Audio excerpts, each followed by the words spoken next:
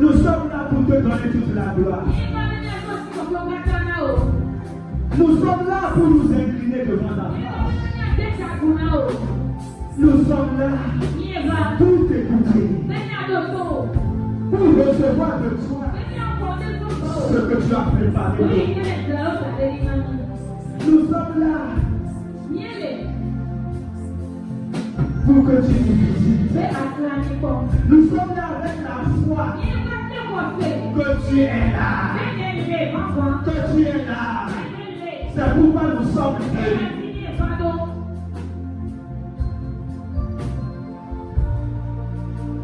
Alors manifeste-toi. Continue de te manifester. Et dispose nos cœurs par rapport à ta parole, par rapport à tes conseils, ce que tu as à nous dire. Dispose nos cœurs. Ouvre nos entendements pour que nous puissions le recevoir. Que nos cœurs soient de bonne terre ce matin. Pour que lorsque la semence sera déposée, elle puisse porter beaucoup de fruits. Saint-Esprit, tu es le maître.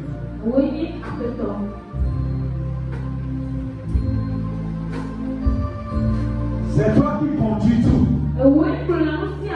Nous nous soumettons à ton autorité. Fais ton œuvre au milieu de nous. Fais ton œuvre au milieu de nous. Au nom puissant de Jésus. Merci pour ta présence. Gloire et honneur à notre Dieu. Merci au nom de Jésus. Amen. Acclame fort le Seigneur. Celui-là qui t'a donné plus de monde.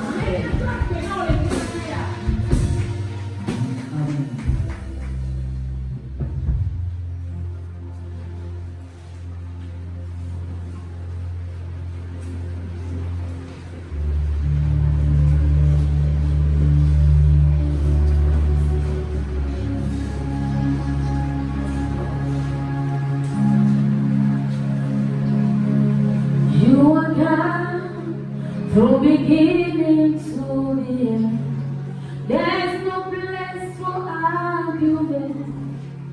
You are God all by yourself. You are God from beginning to the end.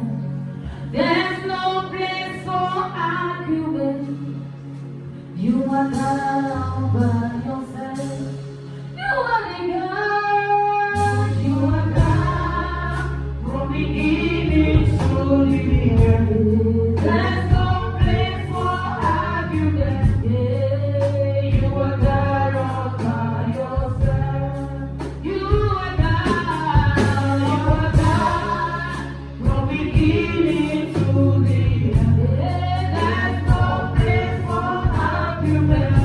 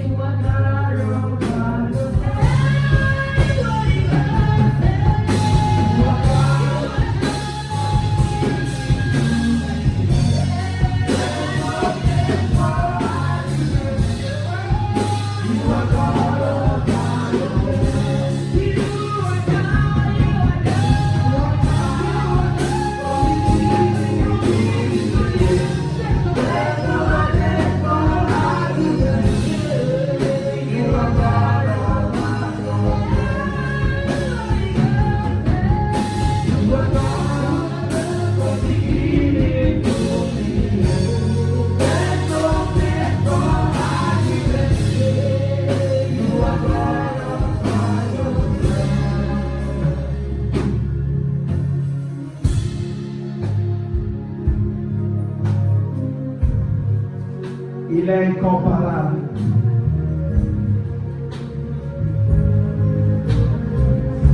Il est le seul créateur.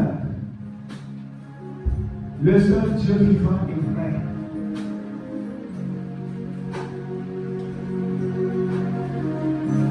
Et il est le seul, l'unique. Le commencement et la fin, c'est le seul. Merci. Merci pour ta présence. Merci pour ta présence. Merci pour ta présence. Merci pour ta présence. Amen. Amen.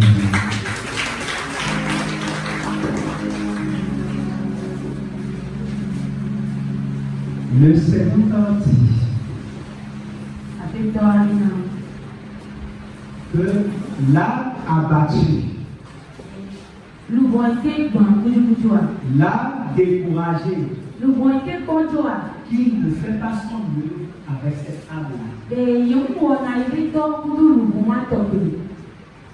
Après avoir expérimenté le Saint-Esprit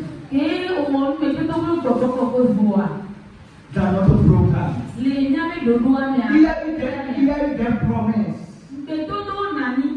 Et après, on t'a encore dit comment conserver ce que tu as reçu. Comment garder ça? Malgré tout cela, au-delà de toi, tu es encore abattu. Au moment où je demandais au Seigneur quel message tu as pour ton peuple, il m'a dit le découragement. Par le conseil est sur le découragement. Le découragement. Le découragement ne fait pas du bien aux chrétiens. Mais avant que le découragement ne vienne, il y a c'est un processus. Mais ce matin, nous allons parler de ce que c'est que le découragement. Qu'est-ce qui amène cela? Et qu'est-ce que nous devons faire? Mais déjà, je veux te dire, dis à celui qui est à côté de toi, ne cède jamais au découragement. Ne cède jamais au découragement. Jamais. Le découragement, c'est quelque chose malheureusement qui affecte et qui a affecté beaucoup de gens.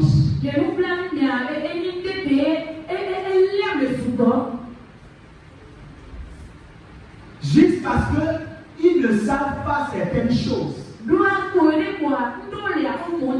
Quand nous venons en Christ, des fois il y a des choses que nous devons savoir, mais que nous ne savons pas. Et c'est ce qui fait que nous sommes vraiment terrifiés. Donc dans la vie,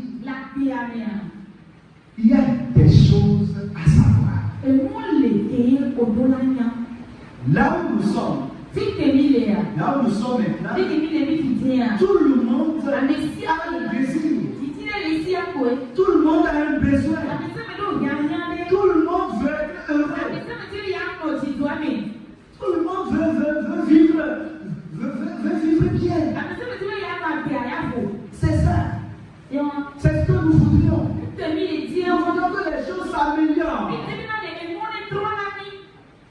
Oui. Et c'est la volonté de Dieu aussi. C'est ce que Dieu veut pour nous. Parce qu'il nous a créés à son image. Et il a mis en nous le bien-être. Le désir du vivre bien. Mais ce que nous devons savoir, c'est que là où il y a toujours un désir, là où il y a toujours un besoin, il y a également une attente. Il y a également une attente. Donc les attentes accompagnent toujours les désirs. Le problème, ce n'est pas le désir. Le désir est légitime.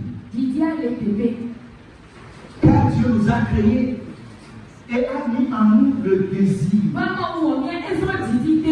de rêver, de l'imagination. Dieu nous a donné cette capacité de voir des choses. Le problème, c'est l'attente.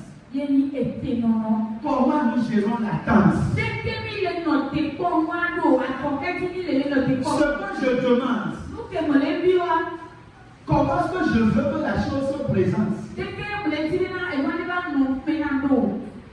Comment est-ce que je veux voir la chose? C'est ça notre problème. 2 Rois, le chapitre 5, verset 9 à 13.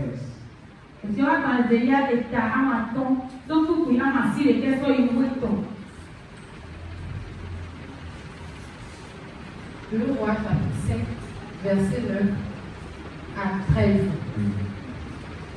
Naaman vint avec ses chevaux et son char, et il s'arrêta à la porte de la maison d'Élisée. Élisée lui fit dire par un messager: Va et lave-toi 7 fois dans le Jourdain. Ta chair deviendra saine et tu seras pur. Naaman fut irrité et il s'en alla en disant: Voici, je me disais, il sortira vers moi. Il se présentera lui-même. Il invoquera le nom de l'Éternel son Dieu. Il agitera sa main sur la place et guérira les lépreux. Les fleuves de Damas, l'Abana et le Papa ne lavent-ils pas mieux que tous les autres d'Israël? Ne pourrais-je pas m'y laver et devenir pur? Et il s'en retournait et partait avec fureur. Verset 13. Mais ses serviteurs s'approchèrent pour lui parler. Et ils dirent: Mon père, si le prophète t'eût demandé quelque chose de difficile, ne l'aurais-tu pas fait? Combien plus dois-tu faire ce qu'il t'a dit? Lave-toi et tu seras pur. Amen. Amen.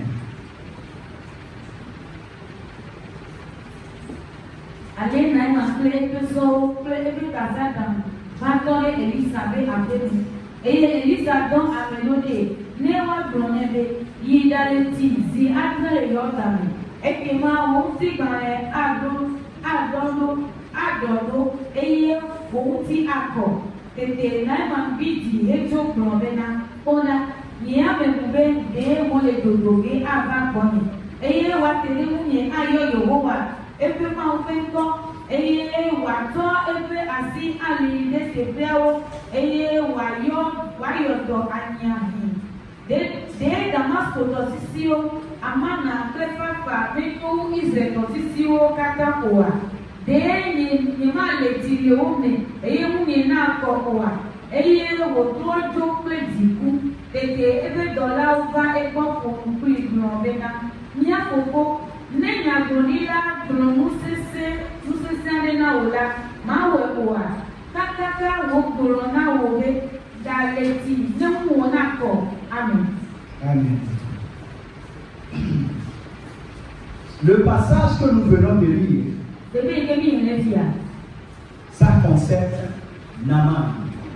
Et c'est un chef de l'armée. Un chef de l'armée du roi de Syrie. Et il jouissait d'une grande faveur. Et Dieu est passé par lui pour délivrer son pays. Mais malheureusement pour lui, il est atteint de lèpre. Et quand tu es atteint de l'être en cette période, on te mettra hors du pays. Voilà un général. Un général à qui on donne tout honneur. Donc avec cette maladie, du général, on va le dégrader. Non seulement ça, on va le sortir du roi. Et au cours d'une... Ils ont fait une guerre là. Et ils ont ramené captive une petite fille d'Israël. Et la fille a appris la maladie de son maître. Et elle s'est tournée vers sa maîtresse pour lui dire: si seulement mon maître pouvait aller à Samarie, trouver un prophète à Samarie, ce prophète le guérira.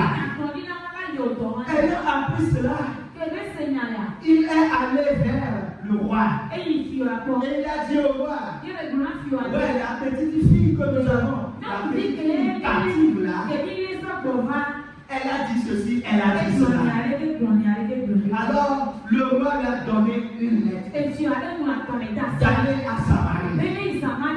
Et quand elle sera à Samarie, il sera guéri. Donc Naaman partait pour la guérison. Il va pour la guérison. Donc il avait un besoin. Il avait un besoin. Et son désir, c'est qu'il guérisse. Mais, quelle est son attente? Comment est-ce que lui voit la chose? Lui, le passage que nous avons lu, on dit, il est allé au niveau du prophète Élisée. Et déjà au portail, avec ses chevaux, il s'attendait.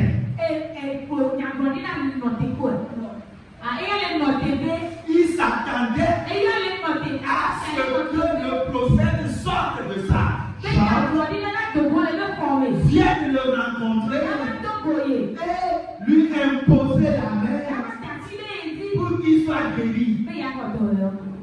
C'était son attente. Mais ce n'est pas ce que Dieu a dit au prophète. Quand vous venez dans la maison de Dieu, quand vous venez avec des attentes, si votre attente n'est pas dans le plan de Dieu, vous serez déçus. Je veux te le dire encore. Tu seras déçu par rapport à ton attente. Naaman attendait à ce que Élisée sorte. Mais qu'est-ce que Élisée a dit? Élisée lui a envoyé un messager. Et quand Élisée lui a envoyé un messager, il lui a dit: va, mais lave-toi cette fois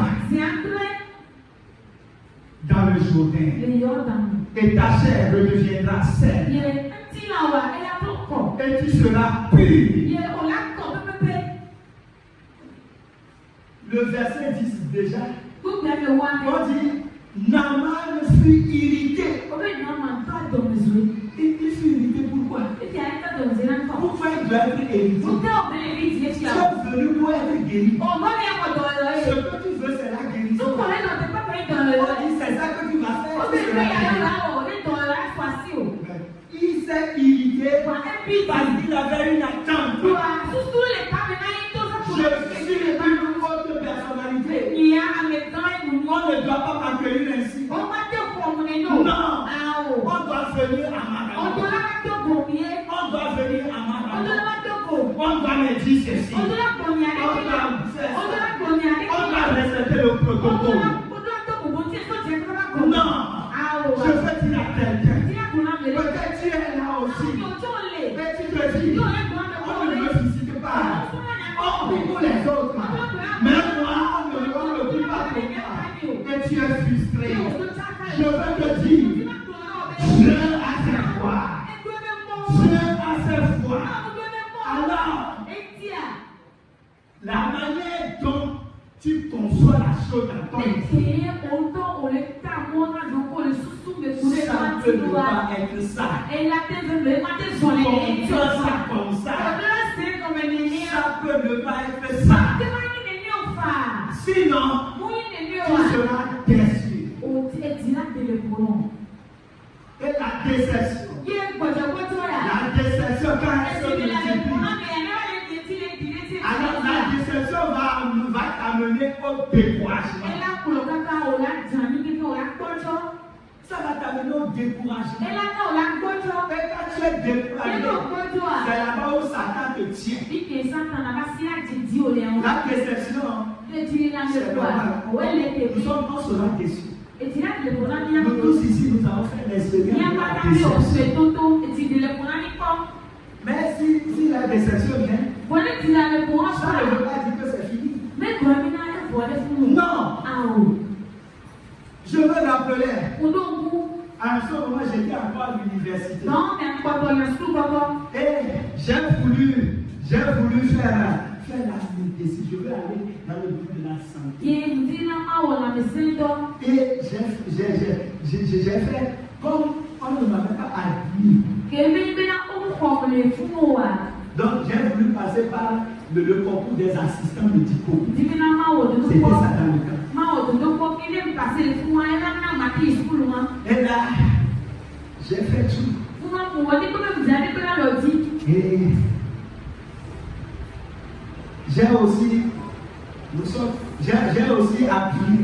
On m'a appuyé. Parce que il y avait le ministre de la Santé dans ma famille. Et pour ça, c'est garanti. Le jour où le concours a été proclamé, il m'a appelé de ma chambre. Et il m'a dit, ça n'a pas marché. Il y avait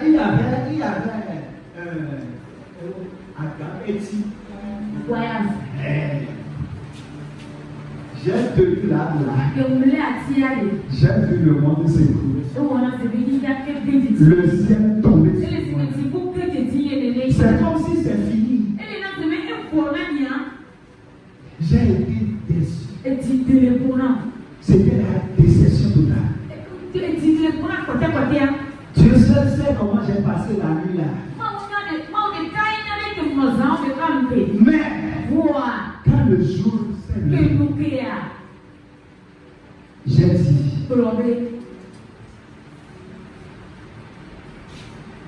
les voix du Seigneur ne sont pas mes voix. Ça m'a donné une autre force. Et j'ai dit, je vais commencer à zéro. Et j'ai repris. Et c'est là-bas où je suis allé au niveau. Maintenant, j'ai voulu faire la chanson. Et par la suite, je suis devenu un comptable gestionnaire. Et c'est ce que j'exerce comme profession. La déception, on va l'expérimenter. Mais ne permets pas à la déception de t'amener dans le découragement. Dans le découragement, tu ne peux pas t'en sortir parce que le diable va vouloir t'enfoncer. Il va vouloir t'enfoncer.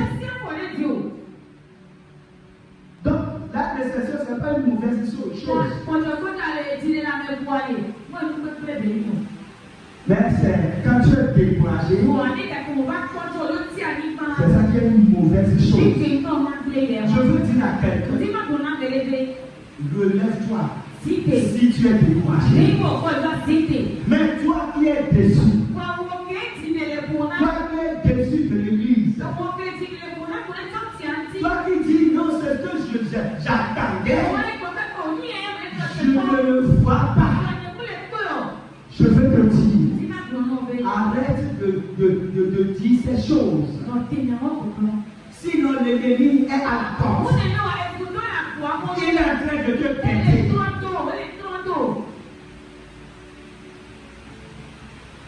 Ressaisis-toi. Ressaisis-toi. Élie s'est découragé.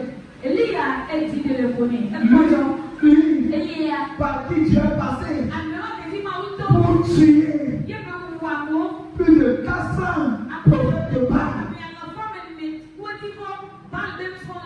Juste Jézabel lui a envoyé une commission. C'est fini. C'est fini. Le découragement amène aussi la mort. Élie a voulu donner. Il dit, mais pourquoi je vis encore?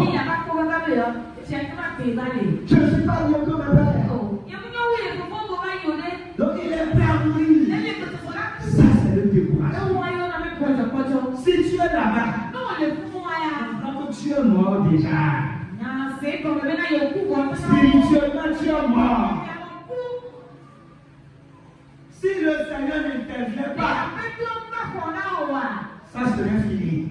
Si le Seigneur ne réagit pas vite, ça serait fini.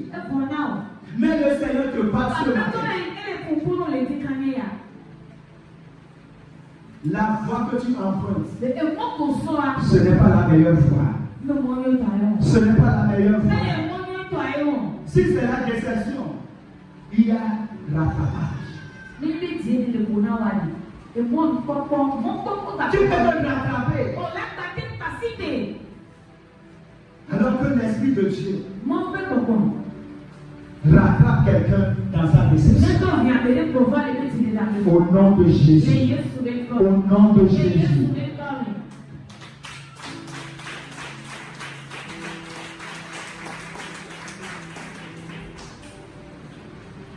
La danse là, c'est ça.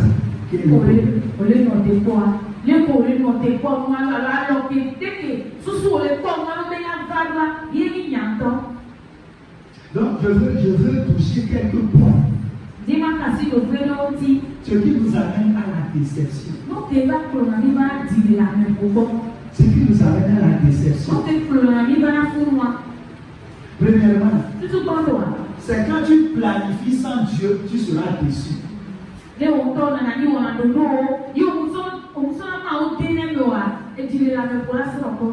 Quand tu planifies sans Dieu,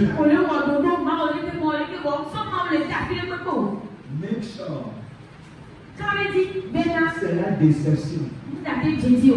C'est la déception. Parce qu'il est l'alpha. Et il est l'oméga. Toi, tu n'es apparu qu'au milieu quelque part. Et tu veux faire les choses sans l'alpha. Comprends ce que Dieu commence là. Il a déjà achevé. Il a déjà achevé. Dieu achève avant de commencer. Quand tu vois Dieu commencer quelque chose, il faut savoir qu'il a déjà achevé. Alors quand tu planifies sans Dieu, tu seras déçu. Proverbe 19, verset 21. Proverbe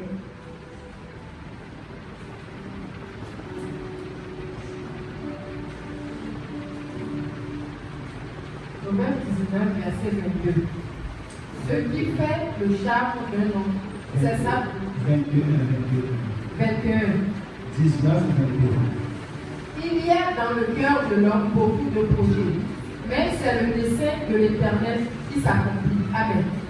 Kabinudu Gebeo les agriculteurs petits, que Yoko a fait Adam Bébé Noa Ani. Amen. Amen. Donc, comprenez. On dit, il y a beaucoup de projets dans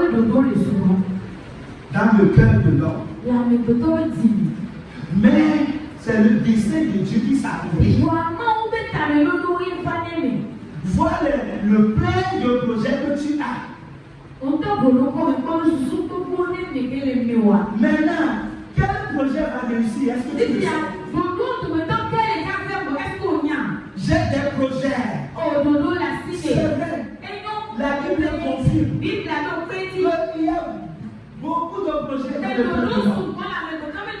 Maintenant, le cœur de ces projets peut aboutir. Et tu veux planifier sans Dieu. Tu seras déçu. Parce que dans tous ces projets, Dieu lui sait lequel va te faire prospérer, lequel va te faire avancer. Donc tu dois planifier ton avenir. Et le Seigneur va t'amener à identifier ce projet qui va t'amener destinée. Donc ne planifie pas sans Dieu. Sinon, la déception sera au rendez-vous. Amen. Amen. Proverbe 16, verset 9 aussi dit quelque chose.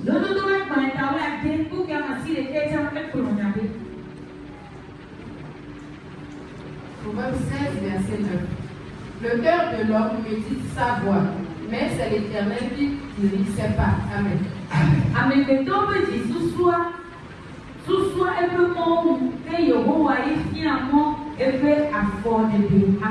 Yes.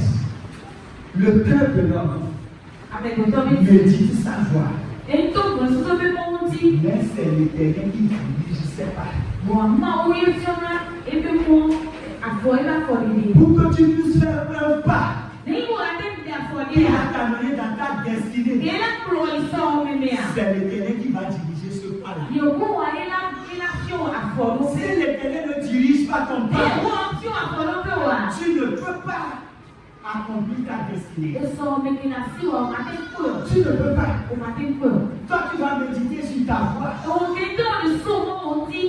mais fais le pas qui va t'amener dans ta destinée. C'est le Seigneur qui nous fait. Alors comprends que tu ne peux rien faire. Le Seigneur. Sinon, tu seras déçu. C'est ce qui amène la déception dans beaucoup de vies. Deuxième élément, c'est que tu t'attends que tout soit parfait. Tu t'attends que tout soit parfait. Certains même rêvent de leur mariage. Et ils se disent, ah, ce jour-là, mon homme ou bien ma femme serait comme ceci. Et déjà quand nous allons nous marier, voilà ce que nous allons faire. Et ils sont tous là. Ils se sont mariés. Mais posez-leur la question. Tout ce qu'ils pensaient, tout ce qu'ils disaient, lorsqu'ils reviendraient du boulot, je vais l'accueillir à la porte. Je vais détacher son casquette. Je vais passer sa mallette. Je vais aller dans la chambre. Et déjà la table est dressée. Et je vais lui dire, assieds-toi. Et ensemble nous allons manger. Demain, est-ce que c'est bon? J'avais rêvé ça. Les mariés, vous êtes là. Elle est immédiate. Quand tu as ça, tu seras déçu. Tu veux que tout soit parfait. Tout soit parfait. Non. Que l'homme soit ceci. Mais nous sommes connectés. C'est comme Il ne fasse ceci ou cela. Oh. Comprenez. Je veux m'adresser aux femmes. Comprenez. Que l'homme, son premier besoin, car Dieu l'a créé, ce n'est pas la femme. Ce n'est pas la femme.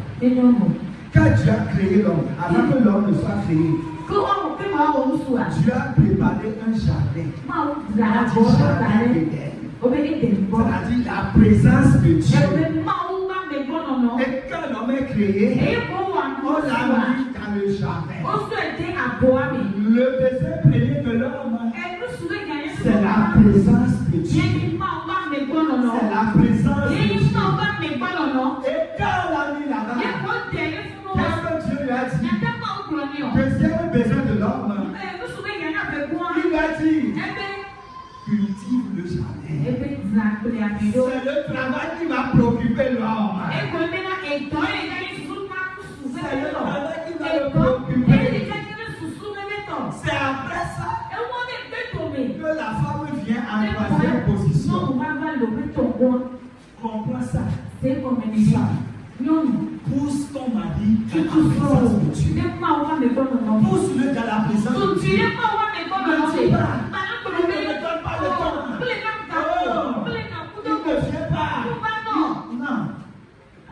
Pousse ton mari dans la présence de Dieu. Satan, le diable lutte pour que les hommes n'assoient dans cette présence-là. Parce que quand l'homme entre dans la présence de Dieu, alors les foyers seront parfaits. Donc Satan veille que l'homme ne retourne pas à l'idée. Mais toi, ça, si tu comprends cela, pousse ton mari. Pousse ton mari. Pousse ton mari. Dans la présence de Dieu. Alléluia.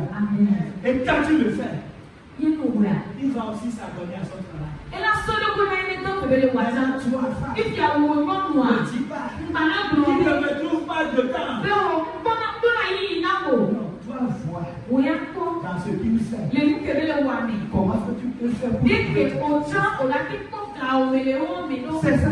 Tu ne trouves pas de ton temps dans son travail-là. Il va te donner un petit temps, il va te tuer. Parce que c'est son deuxième besoin. Il doit faire ça dans le but de prendre soin de toi. C'est dans le but de prendre soin de toi. Donc je veux encourager. Non, maman. Pousser nos papas dans la présence de Dieu. Vous avez des stratégies. Intéresse aux choses célestes. Et c'est en ce moment où vous serez heureuse. Tout ne sera pas parfait. Quand tu attends ce que tout soit parfait, là, oh, tu seras déçu. Amen.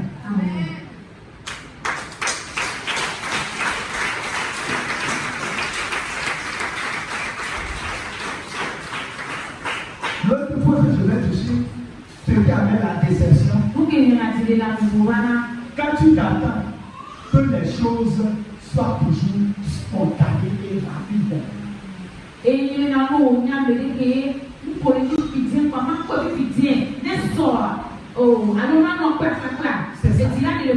on vient au Seigneur, quand on vient là, il y a certains qui disent, mais depuis que nous avons fait le programme du 4 heures, j'ai demandé des choses.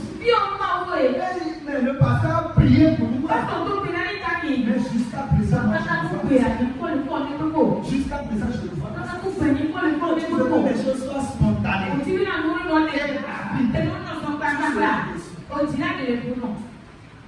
Tu seras déçu. Et c'est le plus gros problème dans l'église. On on veut que le miracle rate. Quand on dit, sois enceinte là, rapidement. Allez, quand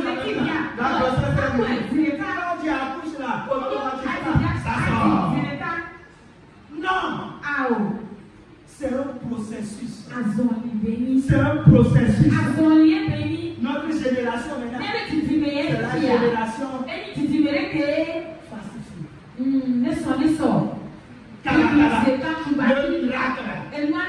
le miracle. Et quand on dit, il y a un miracle ici. Si tu veux voir des choses comme ça, comprends bien ces éléments.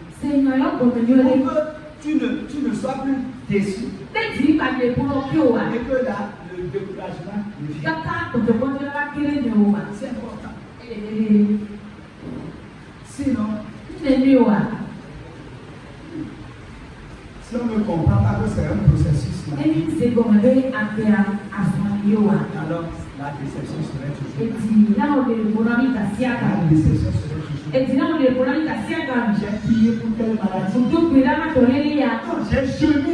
Et je veux voir ça. Tout de suite. Ça ne se passe pas comme ça. Ça ne se passe pas comme ça. Sinon nous avons vu.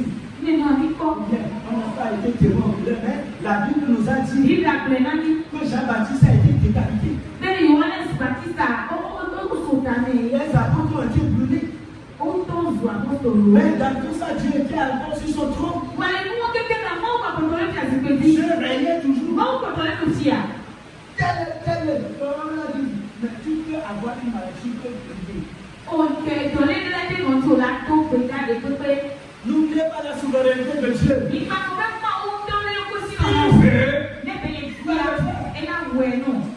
va le faire. J'ai appris qu'il y a un pasteur qui a lui pris pour les malades. C'est mais un jour, un malade est venu. Il a prié. Et le malade n'était pas venu. Il a prié. Pas de guérison. Quand le malade est parti, ce pasteur a dit, moi,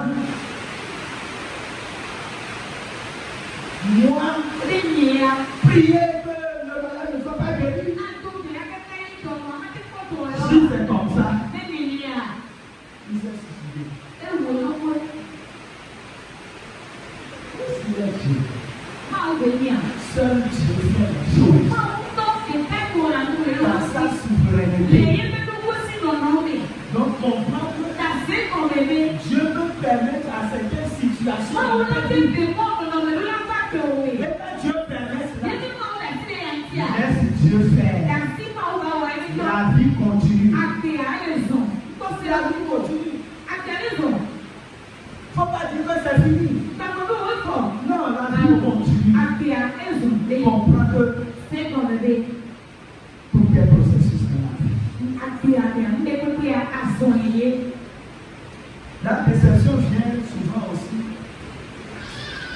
quand on s'attend à avoir de grandes choses.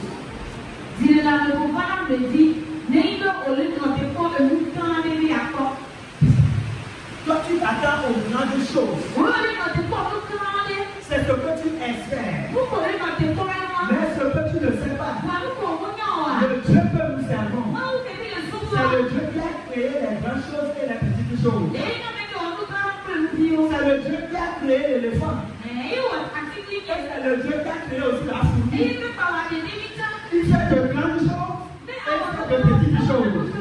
Mais quand toi ton attente c'est de grandes choses, et que la petite chose vient d'attendre. Si tu ne le sais pas que c'est le même Dieu qui fait ça, tu seras déçu. Et tu vas te dire, ce n'est pas ça que j'attends. Ce n'est pas ça que j'attends. Moi, j'attendais à ce qu'on me donne 1 million. On vient me donner 100 000. C'est pas ça. Non, moi, c'est 1 million. Et 100 000. C'est pas ça. Dieu qui fait les grandes choses. C'est qui fait aussi les petites. Je veux dire à quelqu'un, comprends ça. Sinon tu seras déçu.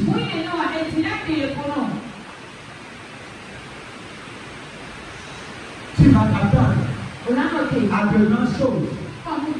Et une petite chose va arriver. Comprends.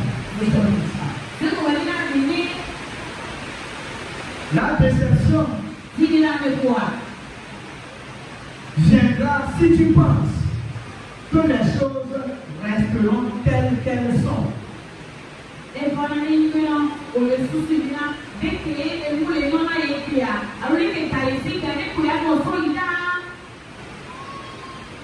Donc, tu dois te préparer au changement.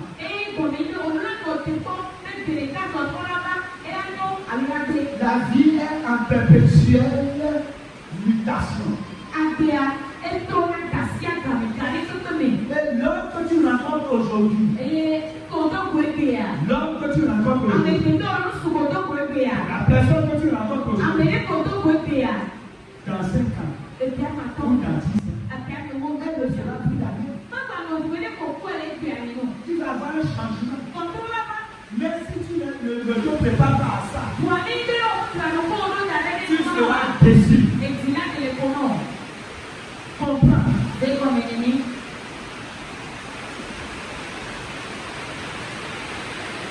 Quand tu veux que Dieu fasse les choses à ta manière, comme toi tu le veux.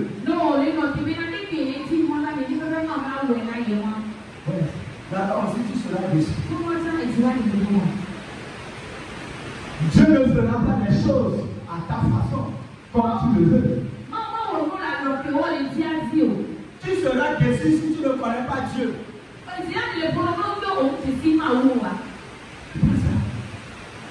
Ce n'est pas comme moi je veux que Dieu le fasse ainsi.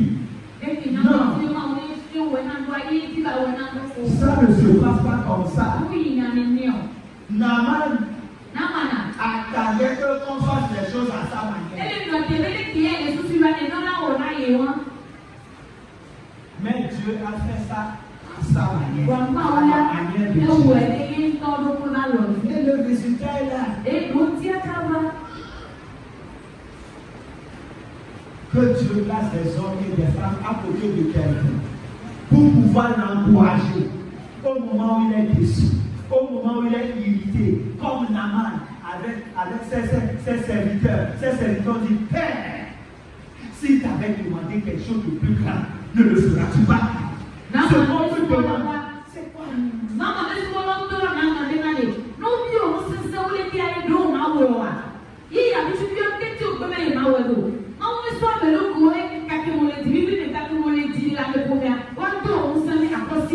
Oui, pourquoi le pasteur m'a parlé ainsi? Non! Il ne te fait pas. Au moment où tu es en train de raisonner comme ça, que Dieu place quelqu'un pour te dire ce qu'il a dit. S'il ne dit pas ça, qu'est-ce que tu fais? Pour que tu reviennes à toi. Pour que tu te ressaisisses. Cela amène la déception dans l'église. L'homme de Dieu. Ouais, c'est un homme. Tu as appelé à le supporter.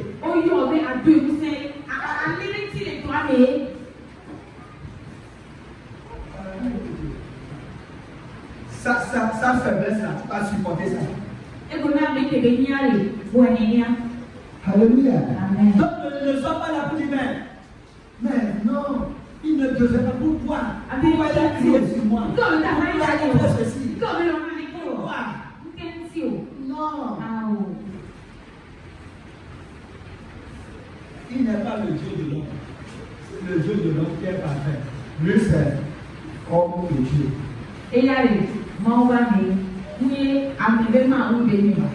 S'il était tué, il Et sera parfait. là, et dis-moi un petit peu. Donc supporte-le. Et on dit à Pour ne pas être déçu. vous vous souvenez du match Pour finir,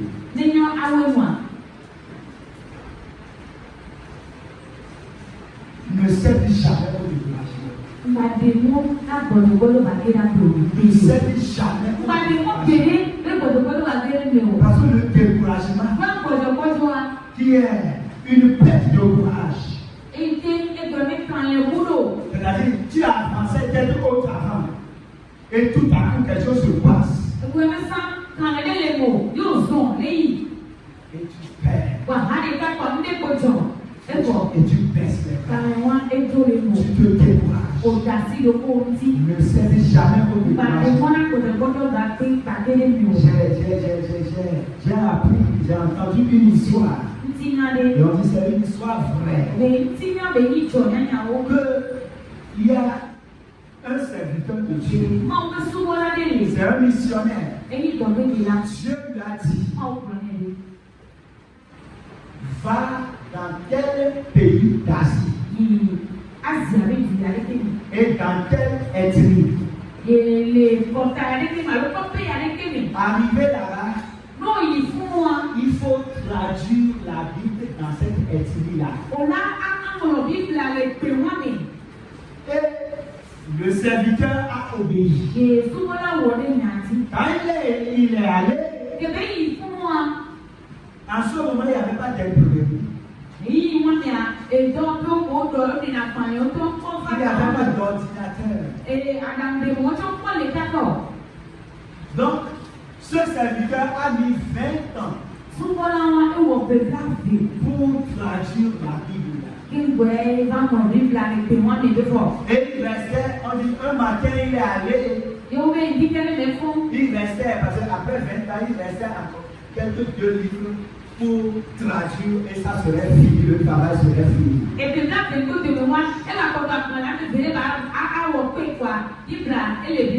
maintenant, le matin là, il s'est rendu au lieu où il traduisait, à la bibliothèque.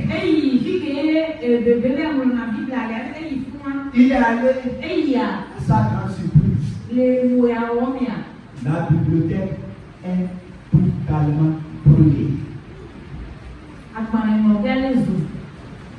Donc c'est là-bas où il cachait ses pare-feux et ses parchemins.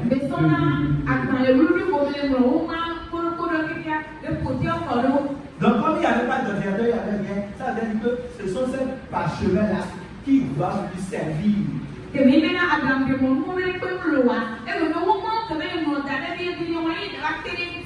Maintenant, quand il a vu la bibliothèque, tout est brûlé. On a dit que c'était un homme de Dieu qui vivait la communion avec son Seigneur. Mais quand il a vu ça, il est tombé à genoux et il s'est mis à pleurer. Il s'est mis à pleurer. Là, moi, ça c'est moi qui ajoute ceci là. Au moment où il pleurait là, il serait en train de voir ses 20 ans passer. Tout ce qu'il avait fait, tous les efforts, les sacrifices, tout ça, le film là serait en train de passer dans sa tête. Donc quand il était tombé à genoux, en pleurant, je veux dire à quelqu'un, peut-être la promesse de Dieu dans ta vie, tu l'as vu brûler, c'est devenu sang. Tu peux pleurer, tu peux pleurer, tu peux pleurer comme ce missionnaire. Mais ce missionnaire fait quelque chose. Au moment de faire en train de pleurer, il a dit Seigneur, je te remercie parce que tu as fait de moi une personne persévérante. Alors là, quand il a dit ça, il s'est levé et il a dit je vais recommencer. Je vais recommencer. Je vais recommencer.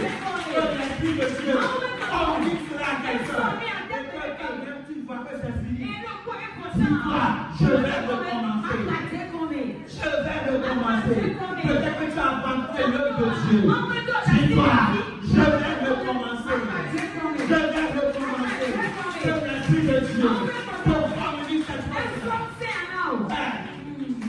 de commencer. Donc on voit la foi et la persévérance de ce temps-là.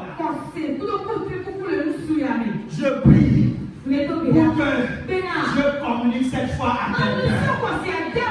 La persévérance. Ouais, sois persévérant. Relève-toi.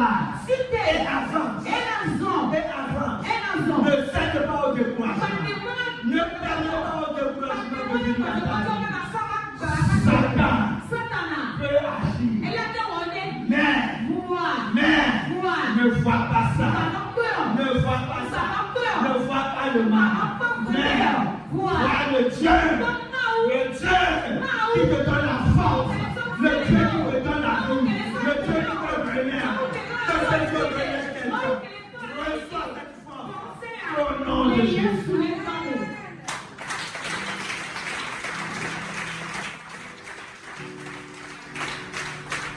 Relève-toi.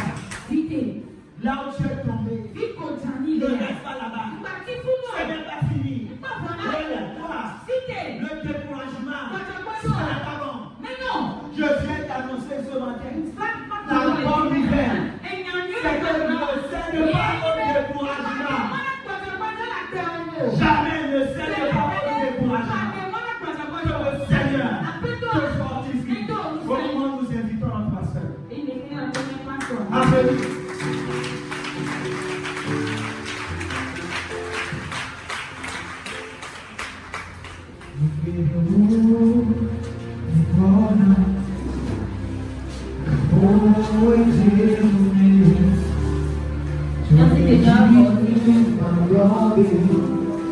I've been